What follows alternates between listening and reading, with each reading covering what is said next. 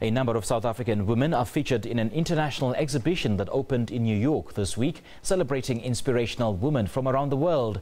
200 Women Who Will Change the Way You See the World is a book and multimedia project founded on original interviews where women, among them Winnie Madikizela Mandela, Steenkamp and Graca Machel, amongst others, are asked 5 fundamental questions about what's important to them in their lives, and includes photographic portraits and video interviews designed to provoke thought around issues of diversity, empowerment and equality.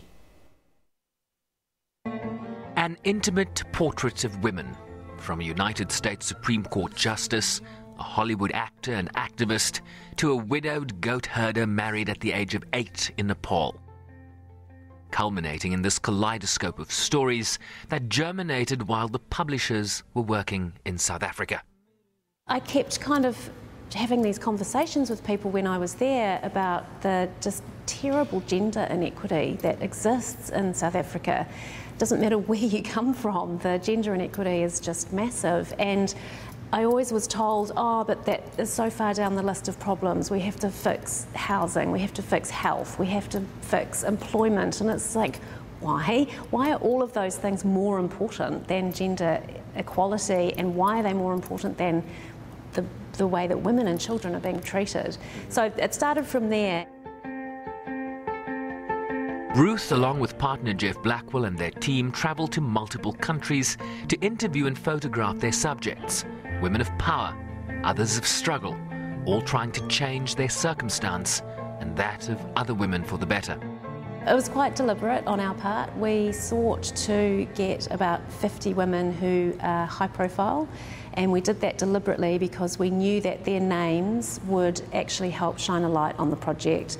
By having high profile women that people recognised, would draw them to the project, and that in itself would then help illuminate the stories of the other 150 women. So, you know, Januka, who is a goat herder from Nepal, married when she was 10, widowed at 12, and basically can't read or write, you know, signed her model release with an X. So really wanting to highlight her story, but you can't do that by having 200 Janukas. You have to have Januka alongside Ashley Judd, alongside Graca Machel. They asked each woman 5 questions. What really matters to you? What brings you happiness? What would you change if you could? Which word do you most identify with? And what do you regard as the lowest depth of misery? The latter question put to the late Winnie Madikizela Mandela in this 2016 interview. A lot of things still cause a lot of pain and have actually made me realize how short life is. You know, the patriarchy of society, particularly in South Africa, where women are not only culturally oppressed, but oppressed by their past, because during the apartheid era, women were of the lowest rank in society. She was a real hero for me because I felt like I knew her so well, because having worked on so many books about Nelson Mandela's life, and I'd never ever met her. So I was just, for me it was like, you know, meeting this icon for me was just an amazing experience. But what was really lovely was that she was so welcoming and warm, and here's this woman who's been this you know, fighter all her life and this really strong activist, and it was just all about the same thing. It's just love and family and relationships. And then forced into a life of service. The videos and photography were produced by this Auckland-based photographer who specialises in social and domestic photo essays. Stylistically, I was very interested in the work of Avedon and Irving Penn from the 50s, 60s and 70s, and they did a lot of work in a similar way, long-form documentary work where a sense of environment had been stripped away and you were left just to explore the character of the person in front of you without any distraction. And so I employed that technical construct and then the philosophical idea of democracy, brought that along with me. resulting in images like this, the subject juxtaposed on plain linen canvas.